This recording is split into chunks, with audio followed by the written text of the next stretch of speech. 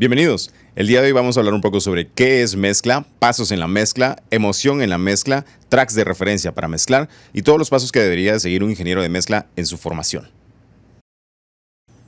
¿Qué es mezcla? Vamos a definir mezcla como el conjunto de procesos técnicos y artísticos dentro del mixer o mezcladora, utilizando diferentes fuentes sonoras que fueron grabadas y editadas previamente con la finalidad de balancear estas fuentes sonoras, ecualizarlas, trabajar su dinámica, su modulación y diferentes procesos técnicos y artísticos con la finalidad de que la persona o las personas que escuchen la canción la sientan de una forma agradable y estética. Ese es el proceso de mezcla. En este proceso vamos a utilizar diferentes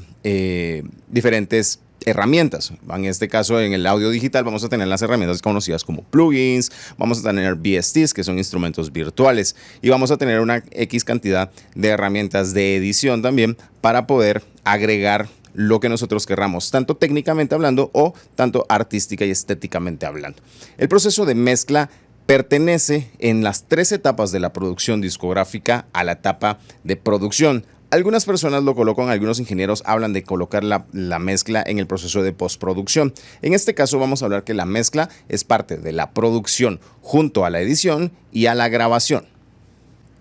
Pasos dentro de una mezcla. La mezcla como proceso también tiene etapas. Claro, hablamos que pertenece a la etapa de producción dentro de las 3 etapas principales de la producción discográfica, pero el proceso de mezcla como tal, dentro de este proceso, pues también tenemos diferentes pasos que debemos de seguir. Vamos a enumerar estos pasos. Estos pasos son necesarios seguirlos de una forma lógica, coherente y ordenada, con la finalidad de poder tener un resultado eficiente y obviamente un resultado de alta calidad. Bien, el primer paso que nosotros deberíamos de tener previo a la mezcla es poder tener las etapas de grabación y edición ejecutadas de una forma óptima. ¿A qué se refiere esto? La grabación no debe de llevar ningún tipo de clipping, no debe llevar ningún tipo de saturación no deseada, distorsión o ruido eléctrico. La edición nos sirve para quitar algunos ruidos indeseados como bleeding o respiraciones dentro de la grabación de las voces. Por ejemplo, son estos pequeños detalles que van a hacer que cuando nosotros entremos al proceso de mezcla sea mucho más rápido poder obtener un resultado agradable al oído, quitando todas esas imperfecciones y también evitando tener esas imperfecciones desde la captura de la fuente sonora. ¿Okay? Este es el primer paso. El segundo paso, vamos a hablar que es el orden. El orden va a ser cuando nosotros agarremos nuestra sesión de grabación, ya sea en cualquier DAW que utilicemos, y ordenemos nuestros tracks, los tracks que ya grabamos y editamos previamente. Estos tracks deberían de tener un código de color, deberían de estar ordenados por instrumento o tipo de instrumento, preferiblemente dentro de carpetas, deberían estar separados los instrumentos MIDI con los eventos de audio, debería haber un orden evidente dentro de nuestra sesión para que podamos desarrollar nuestro flujo de trabajo del proceso de mezcla de una forma libre y sin interrupciones. De eso se trata el segundo paso, que es el orden.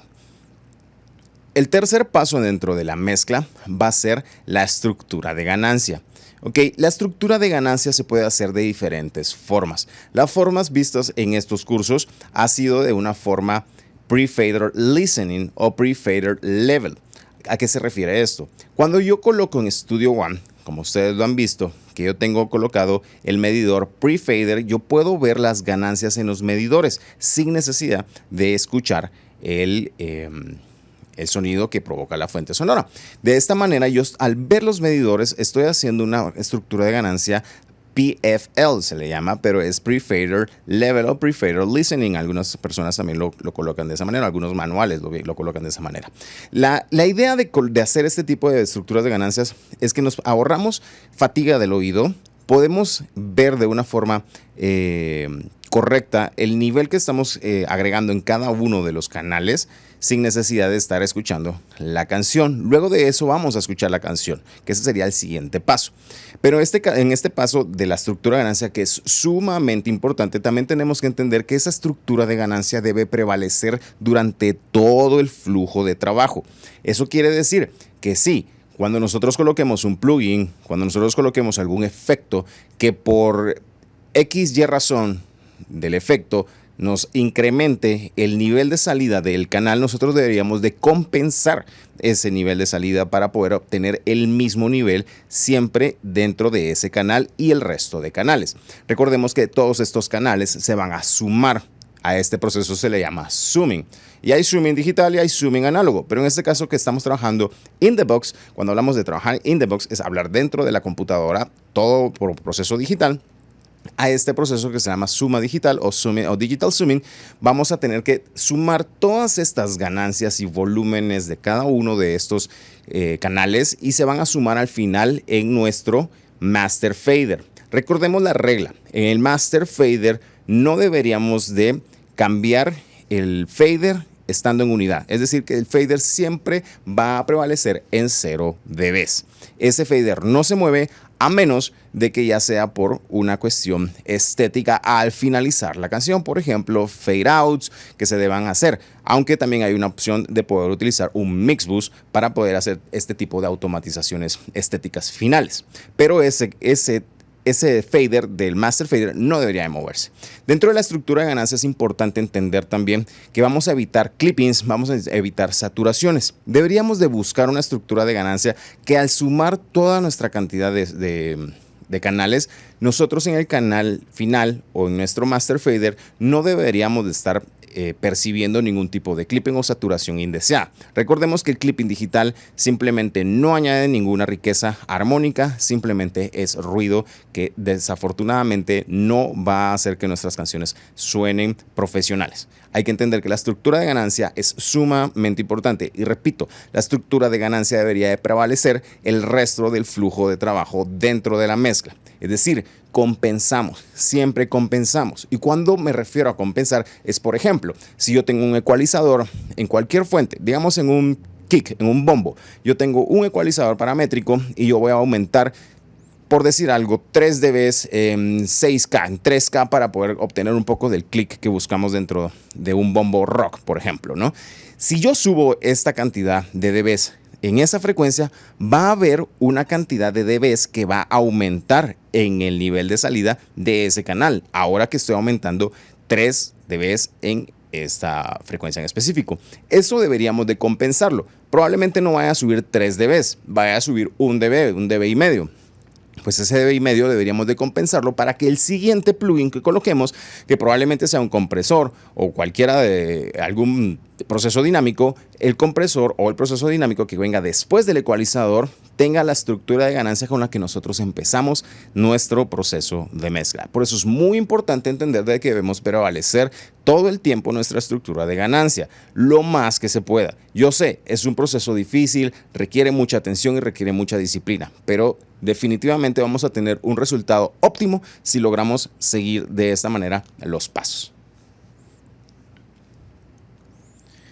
El siguiente paso después de la estructura de ganancia, una vez nosotros tengamos nuestros niveles de ganancia en un nivel correcto, el nivel correcto que nosotros hablamos en audio digital es de menos 18 dBFS aproximadamente. Esto va a depender mucho de la dinámica del instrumento. Recordemos, eso es muy importante para la estructura de ganancia. Pero el siguiente paso, una vez tengamos nuestra estructura de ganancia, tengamos nuestros faders, ya sea en unidad o menos 3 o menos 6, dependiendo del headroom que estemos buscando dejar en nuestro master fader y en nuestro workflow. Una vez tengamos diseñado nuestra estructura de ganancia, la canción debería de sonar de alguna manera ya estética. Entonces, el siguiente paso es sumamente importante, porque este paso también viene mucho que ver con la producción musical. Porque una vez nosotros lleguemos al paso donde nosotros podemos escuchar la canción y podemos escuchar ya la canción completa, toda su estructura, toda su armonía, toda su melodía y ritmo, nosotros deberíamos, junto al cliente, en este caso debería de ser la banda o cualquier otro músico con el que estemos trabajando, nosotros deberíamos de tener una pequeña plática para poder entender cuál es la emotividad que quieren hacer o que quieren hacer sentir al público con la canción en específico. Esto tiene mucho que ver con las letras que estén utilizando, con el tipo de armonía, con el tipo de melodía que estén utilizando en la canción. Pero es muy importante que el productor, el ingeniero de mezcla y la banda o el artista estén en la misma página y que todos entendamos cuál es la emotividad que se está buscando con la canción. ¿Qué tipo de emotividad podemos buscar con una canción? Pues esto puede variar. Puede ser una emotividad nostálgica, puede ser muy energética, puede ser una canción agresiva, puede ser una canción triste, una canción alegre. Esto va a depender mucho de la composición y de la intención que se tenga con utilizar esta canción. Digo intención porque esto puede también ser muy evidente cuando se trabaja audio comercial. Estamos hablando de jingles. En el jingles sí la emotividad tiene mucho que ver con la idea final del mercadólogo con el producto, y nosotros deberíamos de ser capaces de traducir esa emotividad a términos técnicos, es decir, saber qué utilizar en ecualización, saber qué utilizar en procesos dinámicos, saber qué utilizar en procesos de espacialidad como la reverberación, que puede ser una herramienta muy eficaz para poder crear emotividad, igual que la ecualización. Entonces debemos de tener eso en la misma página junto el artista, el ingeniero de mezcla y productor, y el resto del equipo debería de saberlo. Una vez terminado el paso de la emotividad o entender la emotividad de la canción, empezamos el siguiente paso, y creo que es de los pasos que todo el mundo disfruta, que es la parte en sí de la mezcla, ¿no? Vamos a empezar a utilizar procesos de ganancia, procesos dinámicos, procesos de espacialidad, procesos de modulación, procesos en paralelo para poder empezar a crear una canción que sea agradable al oído, que lleve la emotividad que el artista está buscando, que sea balanceada, que tenga un balance tonal. Y cuando hablamos de balance tonal es que toda la ecualización debería de llevar un balance entre graves, altos y medios. No debería sonar uno más que el otro, dependiendo. Esto obviamente el balance tonal va a depender mucho del género que estemos trabajando. Deberíamos de conocer el género también, pero esta parte, en este paso, es donde nosotros vamos a colocar todos nuestros procesos en los canales para poder buscar ese balance tonal, ese balance dinámico, ese balance en estéreo, en espacialidad que nuestra canción necesite para poder crear la emotividad que el artista está buscando. Ese es el siguiente paso. El último paso de una mezcla, podríamos hablar, es la parte de las automatizaciones. ¿Por qué considero que es el último paso? Luego de que nuestra mezcla ya funciona, nuestra mezcla ya está trabajando de una buena manera, nosotros podemos crear ciertas automatizaciones, tanto con efectos sonoros, extras de diseño sonoro, o puede ser mismo en automatizaciones en las mismas fuentes sonoras, como por ejemplo subir un dB en el coro a las guitarras o al bajo o a la voz o a la batería, no sé, dependiendo de lo que nosotros estemos buscando. Subir ese dB en únicamente el coro va a crear sensaciones, va a crear éxtasis para que la gente que lo escuche pueda entender que esa es la parte más importante de la canción. Usualmente en el coro es donde vamos a encontrar algo llamado hook, que el hook es básicamente esa melodía que nos va a enganchar a la canción. Entonces nosotros deberemos de pensar que el coro es tan importante que deberíamos de darle cierto nivel de prioridad, y eso lo podemos hacer con ciertos niveles de automatización. Es decir, como les menciono, podemos hacer que toda una sección aumente un dB, o únicamente las voces, o solo la reverberación, por ejemplo. Esa es una excelente técnica para poder crear emotividad. Por ejemplo, en las secciones de canciones donde son muy espaciados los ritmos, por ejemplo, podemos crear que la reverberación, un hall, sea un poquito más evidente para crear cierta sensación etérea o cierta sensación de nostalgia. Este tipo de reverberaciones, ese es el impacto que crean en las emociones humanas. Nosotros podemos buscar ese tipo de técnicas para poder crear emotividad, pero eso se hace por medio de automatizaciones, como les menciono. Podemos tener el mismo nivel de reverberación en toda la canción, y específicamente en una sección podemos aumentar con automatización el volumen de la reverberación, y esto va a crear ciertas características sónicas que van a crear emociones dentro del escucha o la persona que esté escuchando la canción. Eso es sumamente importante tener en cuenta. También obviamente en esta sección de automatizaciones coloco los efectos de diseño sonoro, como había mencionado, que pueden ser bass drops, risers, pueden ser cualquier efecto que nos pueda crear esa cinemática dentro de la canción, ese movimiento, ese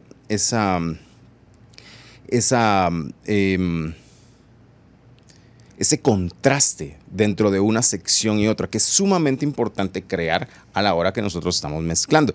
El verso, el coro, la parte C, deberíamos de tenerlo en claro de que debería de sonar diferente para que exista un contraste y el escucha pueda entender el viaje en el que está emprendiendo dentro de la canción. Es muy, muy importante. Eso lo vamos a ver también en producción discográfica, hablando un poco más cerca de las estructuras para poder nosotros entender cómo podemos llevar esas estructuras a una estructura de pop, que es la estructura básica del éxito, o podríamos buscar y experimentar con otro tipo de estructuras. Esas estructuras también va a variar dependiendo el género. Entonces es muy importante tener en cuenta que hay que estudiar mucho los géneros musicales para poder entender las estructuras y qué es lo que es estéticamente útil dentro de diferentes géneros musicales.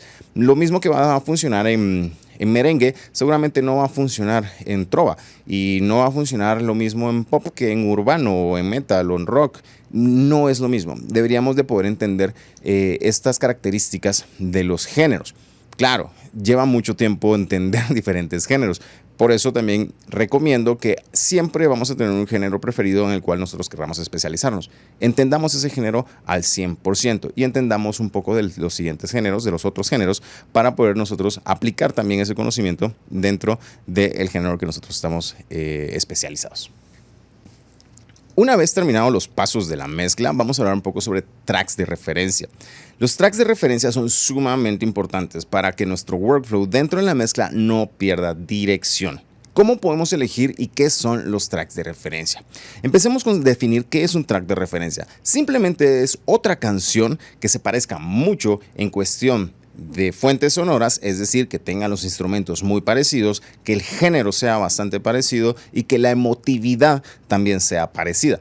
De esta manera nosotros vamos a elegir una canción específica, una canción que ya haya sido lanzada, que ya hayamos comprobado que tenga suficiente impacto en el nicho que se haya desarrollado y que tenga éxito como tal, para que nosotros sepamos que es una canción que le ha gustado a la masa y es una buena referencia o una buena guía que nosotros podamos tener a la hora de mezclar. Recuerden, para poder elegir correctamente un track de referencia debe de cumplir estos tres factores. Debe de tener fuentes similares, es decir, instrumentos musicales similares. Debe de tener similitud en el género, es decir, debe de ser un género o subgénero cercano a lo que nosotros estemos trabajando. Además de que la emotividad debe de ser similar, es decir, si estamos haciendo una canción triste, deberíamos de elegir una canción triste como track de referencia. No podemos elegir un track bailable y estamos tratando de hacer un track triste, porque el contraste no nos va a dejar entender cuál es nuestra guía o cuál es nuestro camino a seguir en cuestión de efectos, en cuestión de niveles.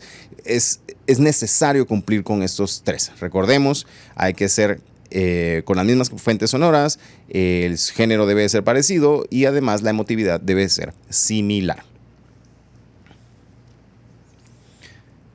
Ahora bien, concluyo con el último tema que quería hablarles el día de hoy en Taller de Mezcla 4, que es los pasos que debe seguir en la formación un ingeniero de mezcla.